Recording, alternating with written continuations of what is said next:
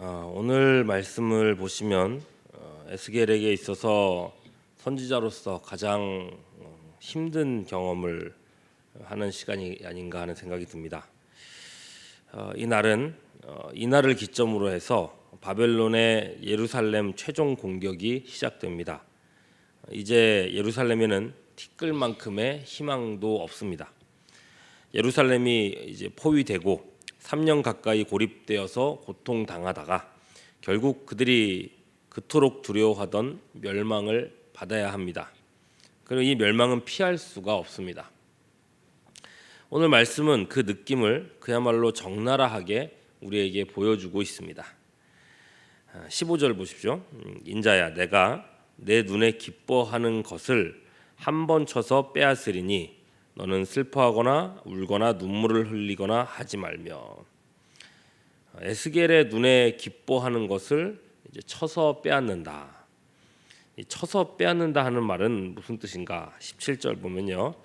죽은 자를 위하여 슬퍼하지 말고 조용히 탄식하며 수건으로 머리를 동이고 발에 신을 신고 입술을 가리지 말고 사람이 초상집에서 먹는 음식물을 먹지 말라. 죽은 자를 위하여 슬퍼하지 말라. 그리고 초상집에 대한 얘기가 나왔습니다. 그러니까 이 말은 에스겔이 사랑하는 누군가가 죽게 될 거라는 말씀입니다. 더럽 겁이 나죠. 도대체 누가 죽는다는 건가? 당시 에스겔의 나이가 30대 초반이었다고 합니다. 그에게는 젊은 아내가 있었고 아직은 자녀가 없었습니다. 그러니까 그가 기뻐하는 사람이다 하면 사실 한 사람밖에 없습니다. 아내죠. 하나님은 이미 죽음을 말씀하셨습니다. 예루살렘 성의 멸망이 정해져 있는 것처럼 이 일은 반드시 실행될 일입니다. 그러니 이제 얼마 후면 거의 분명하게 이 아내가 죽게 될 겁니다. 이 말씀을 접할 때마다 저도 사실 감정이입이 되더라고요. 얼마나 무서웠을까, 얼마나 두려웠을까. 하나님 설마 아니시죠? 아무 잘못 없는 아내까지 죽어야 되는 겁니까? 이렇게 물었을 겁니다. 그러나 한번 말씀하신 하나님은 잠잠하십니다. 다만 에스겔에게 주신 명령이 있을 뿐입니다. 이 사실을 백성들에게 미리 말해 두라는 것입니다. 18절 보시면 내가 아침에 백성들에게 말했다라고 합니다. 그러니까 미리 말해 두지 않으면 백성들은 에스겔의 사랑하는 사람이 죽는 것을 우연으로 여길 겁니다. 뭐 어떤 일이 생겨서 죽었겠지. 그래서 이 어려운 말을 하는 거예요. 하나님께서는 내 눈에 기뻐하시는 것을 치실 거다라고 이제 예루살렘 온 백성들에게 말을 한 겁니다. 참담한 심정이었겠죠. 그리고 18절 후반절 아침에 얘기를 했는데 저녁에 내 아내가 죽었으므로 저녁이 되어서 아내가 죽었습니다. 중요한 건 여기서부터죠. 하나님은 아내의 죽음을 15절 슬퍼하거나 울거나 또 눈물을 흘리지도 말아야 한다 하셨습니다. 슬픈 감정을 억누르라는 것입니다. 그것을 표내지 말라는 거예요. 17절 보시면 그저 조용히 탄식만 하라고 하십니다. 극한 슬픔을 마음으로 누르고 티내지 말라는 거예요. 이건 당시 유대인들의 문화에서는 흔치 않은 일입니다. 이스라엘 사람들은요 장례식에서 주로 애곡을 했습니다. 큰 소리로 울었다고 했습니다. 성경에는 장례 기간을 애곡하는 기간이다 이렇게 부르기도 합니다. 그래야 하는데 하나님께서는 에스겔에게 이 슬픔을 억제하라고 하는 겁니다. 18절 후반절 보면 에스겔은 그렇게 하나님의 명령대로 했죠. 장례식에서 그것도 자기 아내의 장례식에서 전혀 애곡하지 않는 선지자를 보고 있으니 사람들이 이상하게 여기는 겁니다. 19절 왜 당신은 애곡하지 않소? 이 일로도 하나님이 하실 말씀이 있다고 하시는 거요? 라고 묻습니다. 그리고 그 질문에 대해 선지자는 이 성소에 대한 최종 메시지를 전합니다. 21절 내 성소는 그죠? 내 성소는 너희 세력의 영광이요 너희 눈의 기쁨이요 너희 마음의 아낌이 되거니와 내가 더럽힐 것이다. 하나님께서는 내 성소, 하나님 자신의 성소를 직접 더럽히시겠다고 말씀하십니다. 근데 여러분, 사실상 이 성전을 누구보다 사랑하시는 분은 바로 하나님이십니다. 솔로몬과 언약을 맺으실 때 하나님은 이곳에 영원히 내 이름을 두겠다고 기쁘게 약속하셨습니다. 그리고 하나님의 마음은 변함이 없으십니다. 에스겔이 그 아내를 끔찍하게 아끼고 또 사랑했듯이 하나님께서도 예루살렘 성전을 아끼셨습니다. 단지 건물만이 아닙니다. 하나님은 그 유다 사람들도 자기 신부로 삼으시고 귀하게 여기셨습니다. 그런데 사랑하는 신부인 성전과 그리고 백성들을 하나님은 친히 더럽히시겠다고 말씀하십니다. 멸하신다는 거예요. 21절 후반절, 너희의 버려둔 자녀를 칼에 엎드러지게 할지라. 자기 백성이 망하는 것이 어찌 하나님의 기쁨이 되겠습니까? 눈동자같이 보시는 성전이 무너지는데 조금이라도 하나님께 즐길 거리가 될 수 있겠습니까? 결코 그렇지 않다는 거예요. 에스겔의 아내가 죽임을 당하게 되었을 때 에스겔의 심정이 찢어졌던 것처럼 자기 백성이 망하고 살육당할 때에 하나님의 심정은 찢어지고 또 찢어졌다는 것입니다. 에스겔의 아내를 죽게 한 것은 결국 하나님의 마음을 보여주시기 위함입니다. 누가 하나님의 찢어지는 그 심정을 알겠습니까?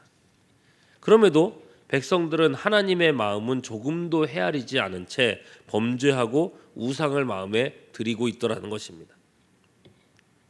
이스라엘이 멸망당할 때 하나님의 그 찢어지는 아픔을 하나님은 선지자 아내의 죽음으로 보여주고 계시는 것입니다. 이스라엘이 우상을 숭배하고 범죄할 때마다 하나님은 그 감정을 항상 무엇에 비유하셨습니까? 하나님은 한결같이 그것을 음녀라 하셨고 간음이라고 부르셨습니다. 여러분, 상상도 하기 싫은 일이지 않습니까? 내 아내가, 내 남편이 다른 사람과 간통을 했다. 여러분, 이거를 용납할 사람이 어디 있겠으며 이런 걸 상상이라도 하고 싶은 사람이 어디 있겠습니까? 그 충격을 감당할 수가 없겠죠. 하나님은 어떤 하나님입니까? 질투하시는 하나님이라 했어요. 자기 백성이 세상을 사랑하고 하나님보다 돈을 더 섬기고 마음에 하나님 아는 것 아닌 것들을 쌓아두고 범죄할 때 하나님은 간통하는 아내 때문에 받는 그 고통, 그와 같은 고통을 받게 되신다는 거예요. 우리가 죄 지을 때마다 우리는 그렇게 하나님을 욕보이게 한다는 겁니다. 우리에게 하나님의 마음을 이해하고 그 아픔을 헤아리는 지각이 있다면 우리의 삶은 얼마나 달라질 수 있을까요? 그러나 대부분은 그렇지가 못합니다. 나 때문에 아파하시는 그분은 인식하지 못하고 그저 자기 마음대로 자기 중심적으로만 살아갈 뿐입니다. 여러분, 오늘 새벽에는요, 우리 생활의 습관 중에서 또 대화 중에서 가족 간의 또 성도 간의 관계 속에서 혹 하나님의 마음을 아프게 하는 것은 없는지 깊이 돌아보는 기회가 될 수 있기를 바랍니다. 어제도 함께 봤던 말씀이죠. 요한계시록 22장 14절, 자기 두루마기를 빠는 자들은 복이 있나니 이는 그들이 생명나무에 나아가며 문들을 통하여 성에 들어갈 권세를 받으려 함이로다. 여러분, 이 말세에 복이 있는 사람은 어떤 사람인가? 자기 두루마기를 빠는 사람이다. 하나님의 마음을 아프게 하는 이 죄악을 하루하루 회개하고 잘라내고 거룩하게 살아가는 것, 그것이 하나님 앞에서 복 있는 사람의 성도의 모습이라는 거예요. 난 회개할 게 없는데요. 아무리 찾아봐도 나는 그렇게 죄 안 짓고 사는 것 같은데요. 여러분, 그럴 리가 없습니다. 요한일서 1장 8절, 만일 우리가 죄가 없다고 말하면 스스로 속이고 또 진리가 우리 속에 있지 아니할 것이요. 죄가 없다니요. 진리가 없는 겁니다. 사도 바울 같은 의인도요, 하나님 앞에서는 이렇게 탄식해야 됐습니다. 로마서 7장 24절, 오호라 나는 공고한 사람이로다. 이 사망의 몸에서 누가 나를 건져내랴. 바울 같은 사람도 죄 때문에, 자기 안에 있는 이 죄성 때문에 자신을 사망의 몸이라고 이야기했습니다. 하물며 우리에게는 얼마나 더 많은 죄들이 우리 마음속에 도사리고 있겠습니까? 에스라 9장 6절, 말하기를 나의 하나님이여 내가 부끄럽고 낯이 뜨거워서 감히 나의 하나님을 향하여 얼굴을 들지 못하오니 이는 우리 죄악이 많아 정수리에 넘치고 우리 허물이 커서 하늘에 미침이니이다. 죄와 싸움이 없는 성도, 회개하는 삶이 없는 성도는 그 영혼에 중대한 문제가 생겼다고 진단하시는 것이 맞습니다. 여러분 이렇듯 여러분 24절 보십시오. 에스겔 아내의 죽음은 유다 백성들에게 표징이 되고 있습니다. 1차적으로는 예루살렘 성전이 파괴되는 표징입니다. 그리고 하나님의 마음, 그 아프신 하나님의 마음을 보여주는 표징이 되는 겁니다. 그런데 이 표징은 또 하나의 그림을 보여주고 있습니다. 에스겔이 유다 백성을 위해서 자기 아내의 죽음을 감수해야 됐던 것처럼 하나님, 그분께서는요 독생하시는 아들 예수 그리스도를 죄인을 위해 죽는 데에 내어주셨습니다.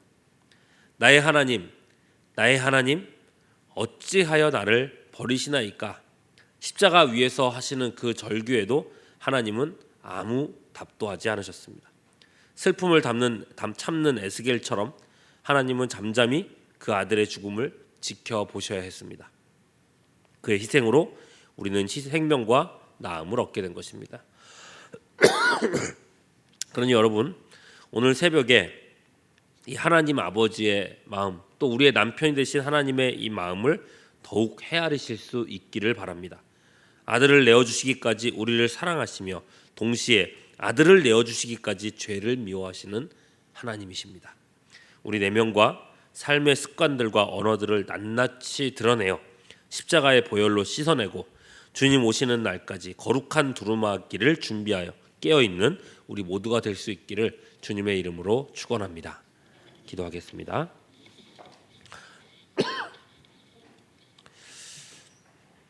에스겔 아내의 죽음과 죽음에 대한 대처를 지시하시는 하나님, 누구보다 아프셨을 주님의 마음을 헤아리며 묵상하는 이 아침이 되기를 원합니다. 내 안에 도사리는 죄악들과 우상 숭배와 더러운 습관들을 기도하며 발견하게 하시옵고 성령 안에서 십자가 보혈을 의지하여 그 모든 것을 끊어내는 우리가 되게 하여 주시옵소서. 세상 사람들에게, 정치인과 연예인 같은 사람들에게 도덕적인 잣대를 대며 실망하기 이전에 성도인 우리 자신에게 말씀의 잣대를 적용하는 우리가 되기를 원합니다. 주의 거룩을 따라 살게 하여 주시옵소서. 이 아침에도 찬양으로 영광 돌린 권사님들에게 기도에 큰 능력 주시기를 간구하옵고 우리 구주 예수 그리스도의 이름으로 기도하옵나이다. 아멘. 지금은 우리 구주 예수 그리스도의 크신 은혜와 거룩하신 하나님 아버지의 극진하신 사랑하심과 성령님의 교통하심이 함께 예배드린 모든 주의 권속들 위에 이제로부터 영원토록 함께 하시옵기를 간절히 축원하옵나이다. 아멘. 시간 함께 기도하실 때에 담임 목사님 출타 중에 계시는데 안전과 또 은혜로운 사역 일정을 위해서 기도해 주시고요. 또 교회 행사들, 또 성경 통독 수련회나 또 노회 여전도회 연합회 또 오늘과 내일 또 일정이 있는데